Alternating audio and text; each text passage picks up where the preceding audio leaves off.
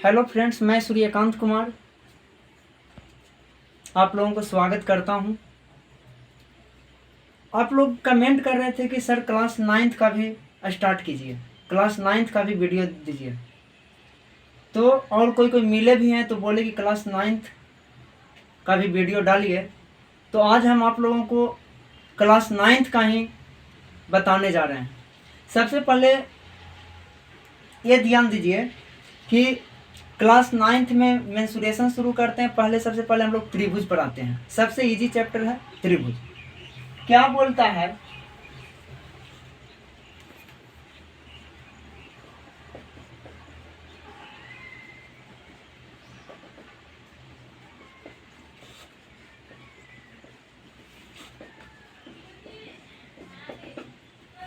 त्रिभुज त्रिभुज कहते किसको हैं? तो तीन रेखा खंडों से घिरे हुए बंद आकृति को त्रिभुज कहते हैं। तीन रेखा खंडों से घिरे हुए बंद आकृति को त्रिभुज कहते हैं, ट्रायंगल कहते हैं, है ना। इसको हम लोग त्रिभुज बोलेंगे। ए बी सी तीन भुजा है, ए बी सी और ए सी। ये तो हो गया। त्रिभुज का प्रकार में जानिएगा कि त्रिभुज को दो टाइप से बांटा गया है। कितने टाइप से? दो टाइप से। दो टाइप से कौन सी बांटा गया है? क्या किया? तो भुजा के आधार पे और कोण के आधार पे। कोण के आधार पर, है ना। भुजा के आधार पर और कोण के आधार पे त्रिभुज को बांटा गया है। ये दो त्रिभुज में तीन कोण होते हैं, आपको पता है। तीन भुजा होती है। भुजा के आधार पे नोट कीजिएगा कि भुजा के आधार पे त्रिभुज तीन प्रकार के होते हैं। कितने प्रकार के? तीन प्रकार के। पहला समबाहु त्रिभुज, दूसरी होती है समद्विबाहु त्रिभुज, तीसरी होती है विषम बाहु त्रिभुज। ठीक है। तो ये त्रिभुज भुजा के आधार पे है। तीन प्रकार की होती है, समबाहु, समद्विबाहु, विषम बाहु। कोण के आधार पे न्यून कोण त्रिभुज,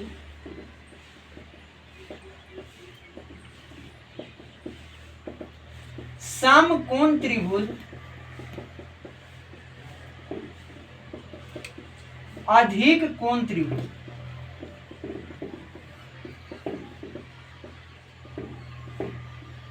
है ना। कोण के आधार पे न्यून कोण त्रिभुज, सम कोण त्रिभुज और अधिक कोण त्रिभुज। ये हमारा भुजा के आधार पे हुआ, ये हमारा कोण के आधार पे हुआ। इसके बाद हम लोग ये जानेंगे कि समबाहु त्रिभुज किसको कहते हैं। तो देखने से ही लग रहा है सम मतलब समान, सम मतलब समान, बाहु मतलब भुजा, बाहु मतलब भुजा। तो जिस त्रिभुज की सभी भुजाएं बराबर हो यानी कि समान हो तो समबाहु त्रिभुज।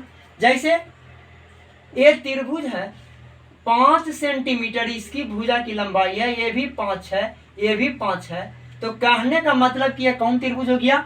समबाहु। कौन त्रिभुज हो गया? समबाहु त्रिभुज। दूसरी बात हम लोग समद्विबाहु पे आएंगे। तो सम मतलब समान, द्विव मतलब दो और बाहु मतलब भुजा। नाम में ही तो इसका डिफिनीशन छिपा हुआ है।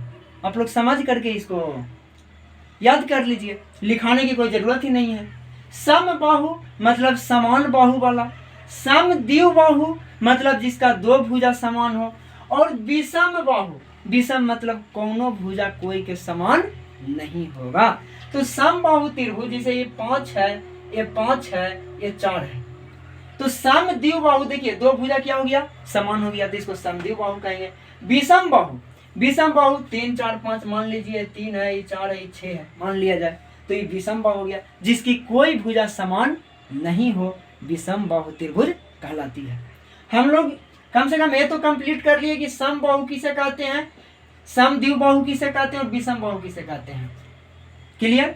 अब हम लोग आते हैं न्यून कोण समकोण और अधिक कोण के आधार पर, है ना। तो न्यून कोण त्रिभुज किसको कहेंगे, समकोण किसे कहेंगे और अधिक कोण किसे कहेंगे।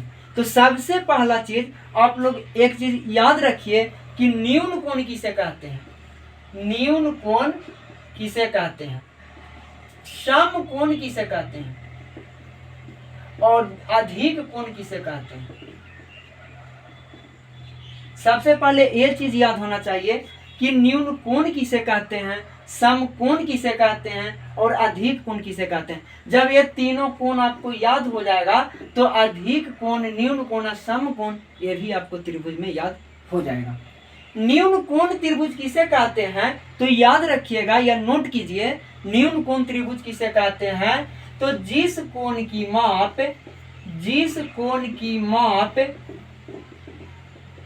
0 डिग्री से बड़ा और 90 डिग्री से छोटा हो। क्या हो, जिस कोण की माप 0 डिग्री से बड़ा और 90 डिग्री से छोटा हो न्यून कोण कहलाता है। कौन कोण कहलाएगा, न्यून कोण। कौन कहलाएगा, 0 डिग्री से बड़ा और 90 डिग्री से छोटा। ठीक। समकोण याद रखिएगा, जिस कोण की माप 90 डिग्री हो, सिर्फ 90 डिग्री हो, 90 डिग्री हो, वो क्या कहलाएगा, समकोण। यानी कि सबसे छोटका को बोलेंगे न्यून कोण, 0 डिग्री से बड़ा 90 डिग्री से छोटा जो रहेगा उसको न्यून कोण, जो 90 डिग्री का रहेगा उसको समकोण, और जो 90 डिग्री से बड़ा और 180 डिग्री से छोटा रहेगा अधिक कोण कहलाएगा। कहने का मतलब कि अधिक कोण में लिख लीजिएगा, अधिक कोण में लिख लीजिएगा कि जिस कोण की माप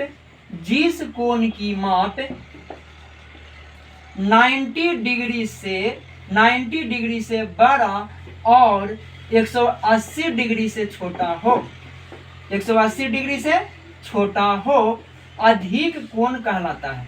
कौन कोण कहलाएगा, अधिक कोण कहलाता है। ये क्लियर हुआ आप लोगों को, ये नोट कर लीजिए। जिस कोण की माप 90 डिग्री से बड़ा और 180 डिग्री से छोटा हो अधिक कोण कहलाता है। ठीक है।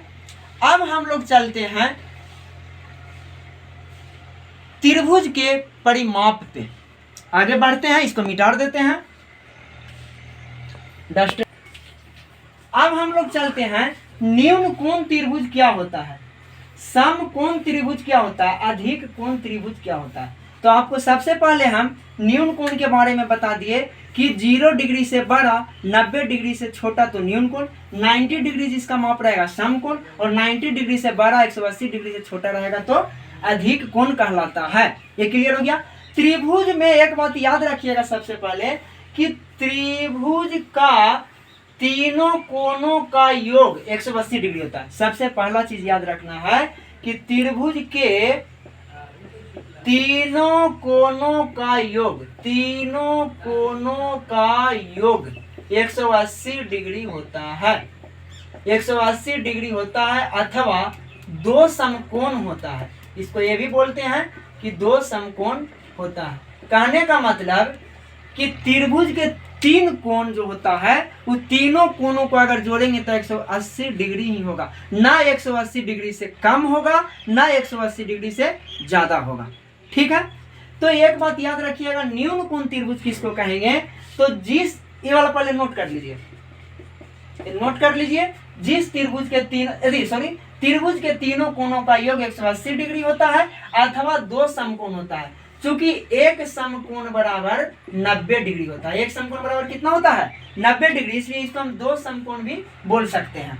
क्लियर हो गया। अब हम लोग इसके बाद न्यून कोण में चलते हैं, ये नोट हो गया। तो न्यून कोण त्रिभुज कहते हैं जिस त्रिभुज की तीनों कोण न्यून कोण हो, तीनों कोण कितना हो, तीनों कोण न्यून कोण हो,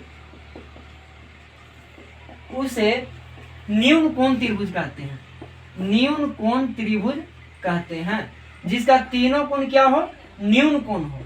कहने का मतलब ए अगर त्रिभुज है तो ए 60 डिग्री है ना, ए भी मान लीजिए 60 डिग्री है और ए भी मान लीजिए 60 डिग्री है। अगर तीनों 60-60 है तो 60 डिग्री कैसा है, न्यून कोण है। कैसा है, न्यून कोण है। और तीनों को जोड़िएगा तो 180 होगा। दूसरा एग्जांपल ले लेते हैं। मान लिया जाए कि ये 70 डिग्री है, ये 70 डिग्री है और ए भी 70 डिग्री है। ये कभी कोण होगा 70-70, जोड़िए तो तीनों को, 70 + 70 + 70 तो 210। ये गलत हो गया, 210 पहुंचबे नहीं करेगा, 180 से 180 के बराबर ही होगा। कहने का मतलब कि अगर तुमको 2 को 70-70 दिया हुआ है तो एक कितना हो जाएगा, 40 हो जाएगा।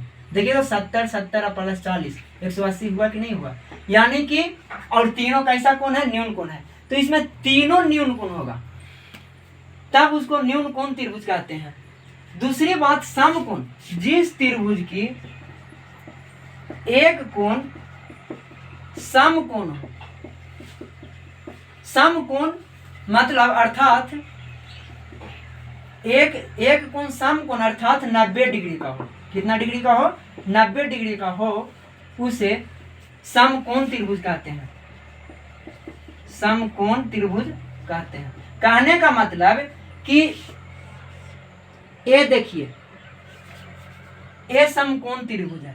क्या है, समकोण त्रिभुज है। समकोण त्रिभुज में एक कोण जो होता है ये 90 डिग्री है। कितना है, 90 डिग्री। इसके अलावा कोई 90 डिग्री नहीं होगा। अगर दूसरा को आप 90 कर दीजिएगा, अगर मान लिया कि आप कहिए कि ए भी 90 हो जाएगा बहुआ रे, तो 90 और 90 180, तो ये कोण कहाँ जाएगा, यानी कि 2 कभी नहीं होगा। ऐसा नहीं कहें कि जिस त्रिभुज की तीनों कोण 90 डिग्री हो, ऐसा नहीं होता है।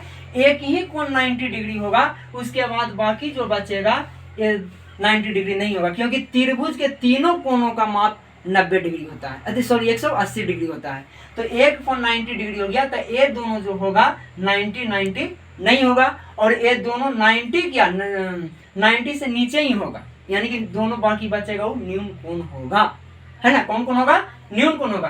कहने का मतलब कि जिस त्रिभुज का एक कोण समकोण हो अर्थात 90 डिग्री का हो, उसे समकोण त्रिभुज कहते हैं। आया बात समझ में। दूसरी बात याद रखिएगा, अधिक कोण। तो जिस त्रिभुज का एक कोण अधिक कोण हो, अधिक कोण हो, अधिक कोण कहलाएगा, अधिक कोण त्रिभुज कहलाएगा।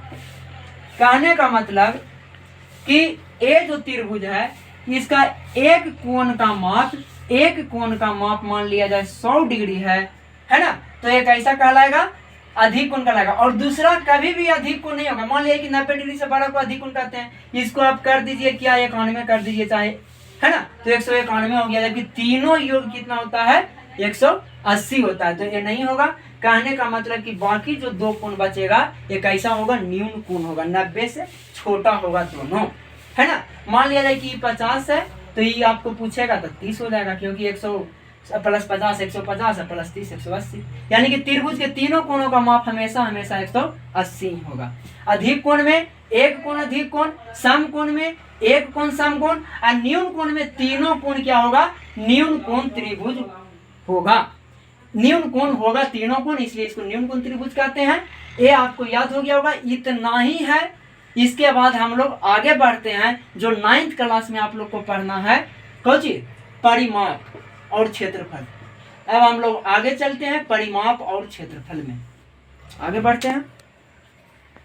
अब हम लोग त्रिभुज के परिमाप पे चलते हैं। त्रिभुज का परिमाप क्या होता है, इसको क्या बोलेंगे, perimeter of triangle. Perimeter of triangle equal to, तो एक बात याद रखिएगा, परिमाप जो होता है, जो भी साइड भुजा दिया हुआ है उसको खाली जोड़ देना है। कहने का मतलब कि मान लिया जाए कि ABC एक त्रिभुज है, ABC क्या है, त्रिभुज है, तो AB एक भुजा हो गया, AB हो गया, एक हो गया BC हो गया, और एक हो गया क्या, AC हो गया। ये तीनों को जो जोड़ दिए यही हमारा परिमाप कहलाएगा। यानी कि त्रिभुज का परिमाप बराबर होगा तीनों भुजाओं का योग, तीनों भुजाओं का योग, तीनों भुजाओं का योग होगा, है ना। इसी को हम लोग AB को A मान लेते हैं, छोटी वाला A, BC को स्मॉल बी और AC को स्मॉल सी। तो ये क्या हो जाएगा हमारा, तीनों भुजाओं का योग मतलब A plus B plus C। Clear हो गया। त्रिभुज का परिमाप बराबर A plus B plus C हो गया। और त्रिभुज का अर्ध परिमाप एक आता है, अर्ध परिमाप। अर्ध परिमाप का मतलब हुआ semi perimeter, semi perimeter of triangle, है ना। त्रिभुज का अर्ध परिमाप जो होता है तो वो होता है, क्या करेंगे, अर्ध परिमाप में आधा कर देंगे, यानी कि A plus B plus C by 2। और इसी को हम लोग S बोलते हैं। क्या बोलते हैं, S बोलते हैं। यानी कि त्रिभुज का अर्ध परिमाप बराबर ये हो गया A plus B plus C by 2। आप लोग 9th के बुक में पढ़े होंगे हीरोन का सूत्र, हीरोन का सूत्र आप लोगों को पढ़ना है, और क्षेत्रफल, हीरोन का सूत्र और क्षेत्रफल, हीरोन के सूत्र से क्षेत्रफल निकालना। तो देखिएगा सबसे पहला चीज है कि अर्ध परिमाप बराबर A plus B plus C by 2 हो गया। त्रिभुज का क्षेत्रफल बराबर होता है, त्रिभुज का क्षेत्रफल बराबर होता है, फार्मूला, दो फार्मूला होता है। एक होता है 1/2 गुना आधार गुना ऊंचाई, है ना। अभी बताइए बउआ कि मान लिया जाए कि यह त्रिभुज है, इसका 3 दे वाले, 4 दे वाले, 5 दिया हुआ है, तो कहेगा कि त्रिभुज का क्षेत्रफल निकालिए, यही फार्मूला से निकलेगा, नहीं निकलेगा। निकालने के लिए निकलेगा, लेकिन इसमें ऊंचाई हमको पता नहीं, यहाँ से ऊंचाई पता करना पड़ेगा। नहीं तो जिसमें ऊंचाई पता ना हो उसके लिए हम लोगों को हीरोन का सूत्र का प्रयोग करके निकालेंगे। यानी कि सबसे पहले इसका हम लोग क्या निकालेंगे, अर्ध परिमाप निकालेंगे। और एक त्रिभुज का क्षेत्रफल होता है, त्रिभुज का क्षेत्रफल होता है हीरोन सूत्र, हीरोन फॉर्मूला होता है त्रिभुज का क्षेत्रफल equal to S into S minus A, S minus B और S माइनस C और इसका अंडर रूट। ये जो होता है इससे आप निकाल लीजिए। कहने का मतलब कि 4, 3, 5 दिया हुआ है, या फिर इसको कोई भी आप मान सकते हैं, जैसे 14, 13, 15 मान लेते हैं, तो इसके अनुसार आप निकल जाएगा। यानी कि S equal to A plus B plus C by 2। और जहाँ पे S आ गया, यहाँ पे जो निकलेगा 14 प्लस 13 प्लस 15 बटा 2, 5, 3, 8, 4, 12 और 3, 1, 4, 42 बटा 2, यानी कि हमारा कितना आ गया, 21 आ गया। 21 बराबर S बराबर कितना आ गया, 21 आ गया। यहाँ पे फॉर्मूला रख देंगे 21 इंटू 21 माइनस, मान लिया जाए कि ये A है, ये B है, ये C है, तो 21 इंटू 21 माइनस 14, 21 माइनस 13 और 21 माइनस 15, 21 माइनस 15। ये जो हुआ त्रिभुज का क्षेत्रफल, और इसी पे आगे बन जाएगा 21 गुना, इसको कीजिएगा तो 7 गुना 8 गुना 6। बस इसी को आप सॉल्व कीजिएगा, यहाँ पे क्या आ जाएगा, आंसर आ जाएगा। इसका अगला वीडियो में हम लोग पूरी तरह से डिटेल बताएंगे। सबसे पहले हम लोग त्रिभुज के बारे में पढ़ लिए, और उसके बाद थोड़ा थोड़ा आपको अर्ध परिमाप के बारे में भी सिखा दिए, है ना, कि अर्ध परिमाप कैसे निकलता है, परिमाप कैसे निकलता है। उसके बाद त्रिभुज का क्षेत्रफल 2 को होता है ना। तो आधार ऊंचाई दिया हुआ रहेगा तो डायरेक्ट आधार ऊंचाई निकाल देंगे, रख करके निकाल देंगे त्रिभुज का क्षेत्रफल। लेकिन अगर जिसमें ऊंचाई पता ना हो तो उसमें क्या करेंगे कि हीरोन फार्मूला लगा करके त्रिभुज का क्षेत्रफल निकालेंगे। और आज के लिए इतना ही, फिर मिलते हैं अगले वीडियो में। और आप लोग इस चैनल को सब्सक्राइब, शेयर और लाइक करते रहिए, है ना। और क्लास फिर 9th का आगे हम पार्ट 2 भी लेकर आएंगे, जिसमें आप लोगों को पार्ट 2 में इसका अगला मतलब मैथ बताया जाएगा, आगे इसका बताया जाएगा। Bye bye.